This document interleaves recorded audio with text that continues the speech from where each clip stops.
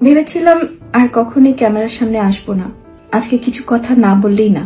বাংলাদেশের জনপ্রিয় অভিনেত্রী সাদিকা পারভিন পপি এক সময় যিনি টলিউডের শীর্ষ নায়িকাদের একজন ছিলেন। হঠাৎ করে 5 বছরের বেশি সময় ধরে আড়ালে চলে যান তিনি। ভক্তদের মনে তখন একটাই প্রশ্ন, কোথায় পপি, কেমন আছেন তিনি, আর কেনই বা তিনি সিনেমা থেকে দূরে।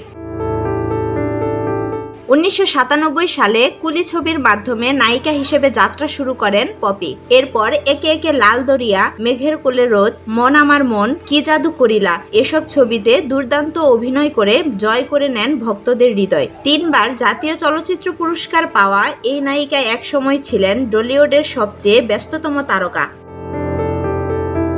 কিন্তু হঠাৎ করে আলো থেকে আড়ালে চলে যান তিনি। অনেকেই সার্চ করতে শুরু করেন, পপি কোথায়, কেন কাজ করছেন না, তিনি কি বিয়ে করেছেন। 2022 সালের চলচ্চিত্র শিল্পী সমিতির নির্বাচনে ভিডিও বার্তার মাধ্যমে তিনি কিছুটা প্রকাশ্যে এলেও এরপর আবার নিখোঁজের মতো ছিলেন। এবছর শুরুতে ভেঙে গেল সেই নীরবতা। পপি নিজেই স্বীকার করেন তিনি বিয়ে করেছেন এবং তার একটি সন্তানও রয়েছে। এই খবর ছড়িয়ে পড়তেই দর্শকরা আবার পপিকে নিয়ে ব্যস্ত হয়ে পড়েন।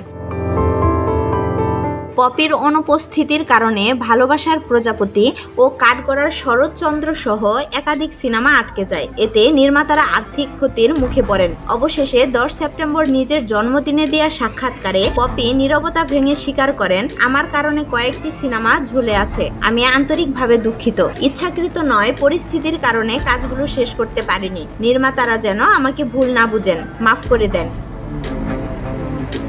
অভিনেত্রী নিজেই জানিয়েছেন ক্যামেরার সামনে ফেরার সম্ভাবনা খুবই কম, তবে প্রযোজনা করার আগ্রহ আছে তার। এর আগেও তিনি প্রযোজক হিসেবে কাজ করেছেন, তাই হয়তো সামনে অন্যভাবে নতুন পরিচয়ে ভক্তদের সামনে হাজির হতে পারেন সাদিকা পারভিন পপি।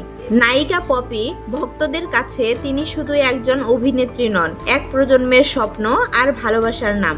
আপনারা কি মনে করেন, পপিকে কি আবার বড় পর্দায় দেখতে পাবো, নাকি প্রযোজক হিসেবেই ফিরবেন তিনি?